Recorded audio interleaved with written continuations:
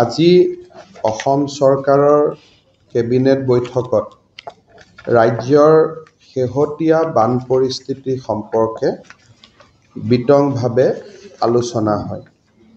ৰাজহ চক্ৰ আৰু বৰ্তমানলৈকে আমাৰ হাতত পোৱা পৰিসংখ্যা অনুসৰি 2208খন গাঁও আমাৰ বানপানীয়ে এফেক্ট কৰিছে।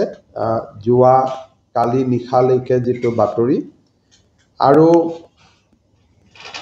11,34,446 গৰাকী জনসংখ্যাক এই ফ্লাডে বা এই বানপানীয়ে চুই গৈছে।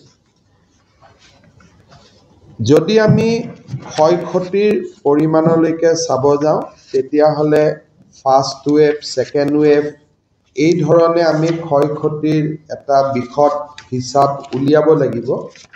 আৰু সেইবাবে আমি ইতিমধ্যে জিলা উপায়ুক্তসকলক বানপানীত ক্ষতিগ্ৰস্ত হোৱা লোকৰ ক্ষয়ক্ষতিৰ বিতং তথ্য সংগ্ৰহ কৰাৰ বাবে, যুদ্ধকালীন গতিত সংগ্ৰহ কৰাৰ বাবে নিৰ্দেশ দিছোঁ।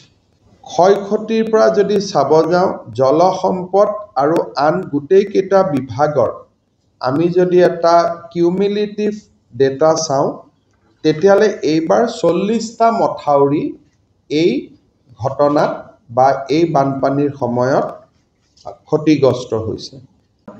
পথ বা ৰাস্তা এই বানপানীয়ে ক্ষতিগ্ৰস্ত কৰিছে। 52খন দলং এই বানপানীত ভাঙি পৰিছে। 52খন দলং এতিয়ালৈকে এই বানপানীত ভাঙিছে। এই গোটেই বানপানীৰ সময়ত দুৰ্ভাগ্যজনকভাৱে 38 গৰাকী লোকৰ মৃত্যু হৈছে। আৰু কামৰূপ জিলাৰ আৰবান ফ্লাডিঙত এজন লোকৰ মৃত্যু হৈছে। আজিও ডিব্ৰুগড়ত এটা, দৰঙত দুটা, বিশ্বনাথত এটা আৰু গোলাঘাটত এটা মৃত্যুৰ বাতৰি আমালৈকে আহিছে। বানপানীৰ সময়ত NDRFৰ কেইবাটাও বেটেলিয়নে ইয়াতে কাম কৰি আছে। SDRFেও কাম কৰি আছে।